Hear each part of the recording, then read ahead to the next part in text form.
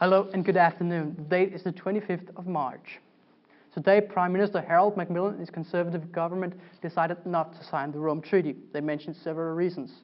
The first one is that we would lose some of the control of our economy. The second is the impact it would have on our Commonwealth relations. Then it will also limit our complete independence, which we have been so used to. And lastly, but not least, it would hurt our relations with the US, which have been good for several years and provide us several trade relations. Thank you, that will be all for today. On 2 now, more goings on in the Mobile Army Surgical Hospital with Alan Alder and Wayne Rogers in MASH. This is BBC One. This is the 9 o'clock news.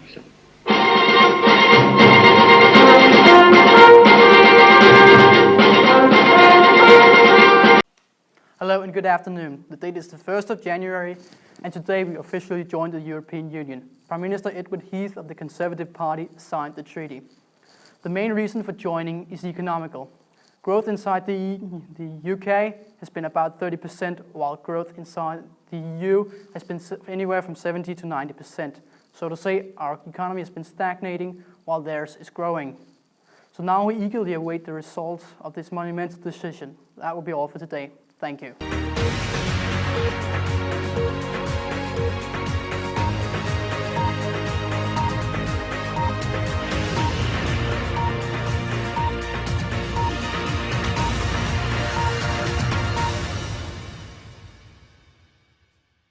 Good evening, Britain. Today's topic, Britain and the European Union. All the main UK political parties initially agreed on the UK's membership of the common market, but there's been ongoing debate about the UK's membership of the EU.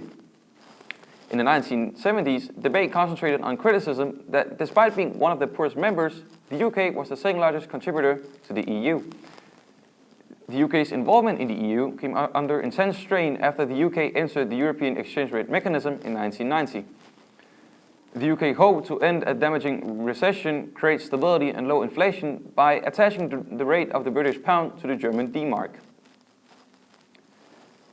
Attempts to support the British pound failed, and the UK was forced to devalue its currency. The Union's single currency, the euro, was launched in 2002.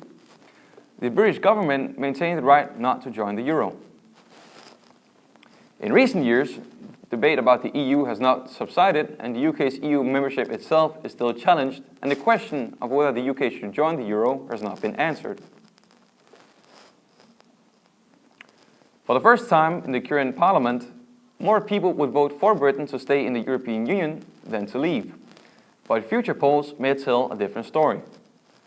A new national survey that has been conducted for the Sunday Times finds that the public mood is more pro-membership than for some years. The shift in recent weeks has been marked. Here are the results of the poll when we asked, if there was a vote on Britain's membership of the European Union, how would you vote? In November, 30% voted to stay in the EU, 51% voted to leave EU, 5% would not vote, while the rest did not know. Then, in mid-January, 40% voted to stay, 34% voted to leave, 5% would not vote, and the last 20% still didn't know. In less than 2 months, a 21-point lead for leaving EU has been replaced by a 6-point lead for remaining a member. Some clues to what has happened come from the following breakdown by party.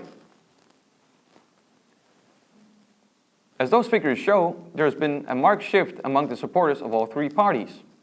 But the biggest shift has been among those who voted Labour at the last election. That said, the shifts among Conservative and Liberal Democrat supporters are also significant. As always, with sharp movements in public attitudes, we shall not know for some time whether we are seeing a blip or a trend.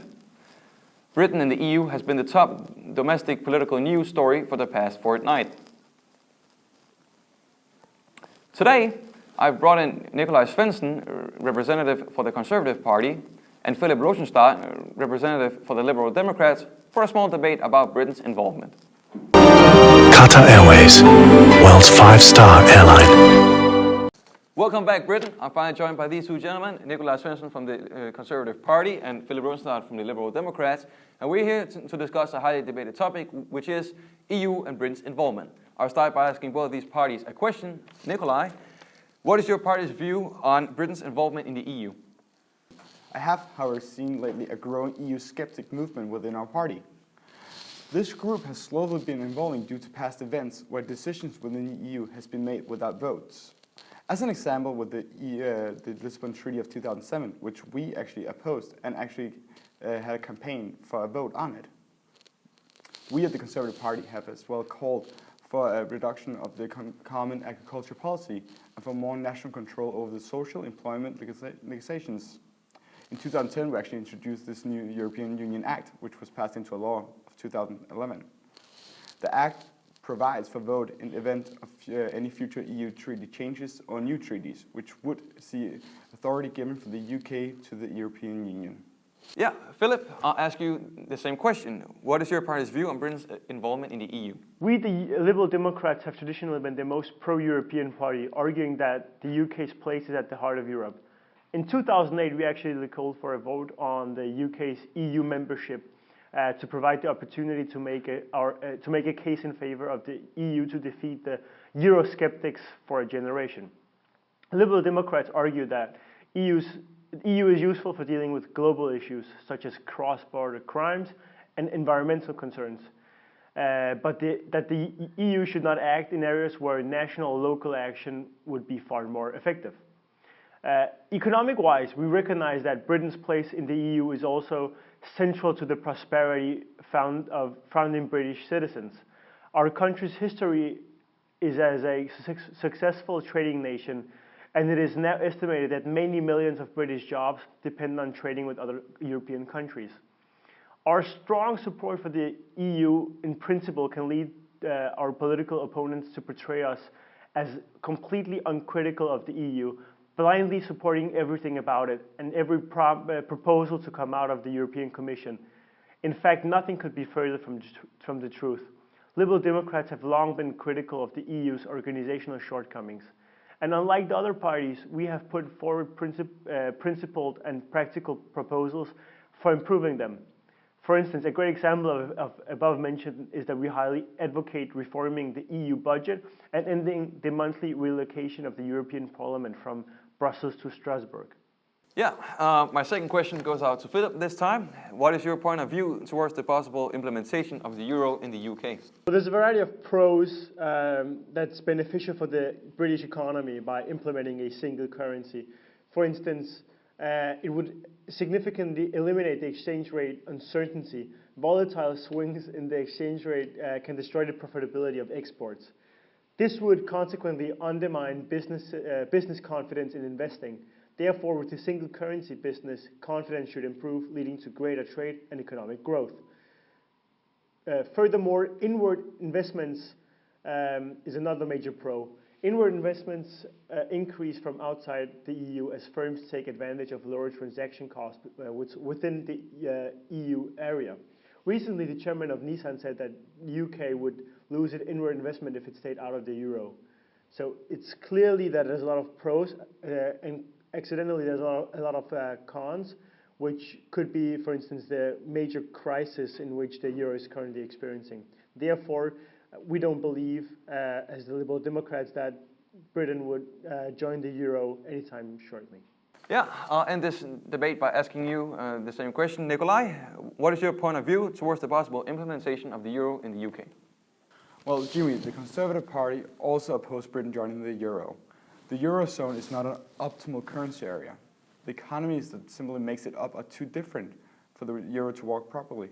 This could result in more severe unemployment during recessions and more inflation during economic booms. Similarly, the European Monetary Union can't work properly because so many members fail to meet the SGP rules. As an example of Greece, this will eventually create uncontrollable splits. Also, a national currency like the pound is a symbol of identity. Adopting to the euro means simply giving up a national symbol and practically giving up our own identity.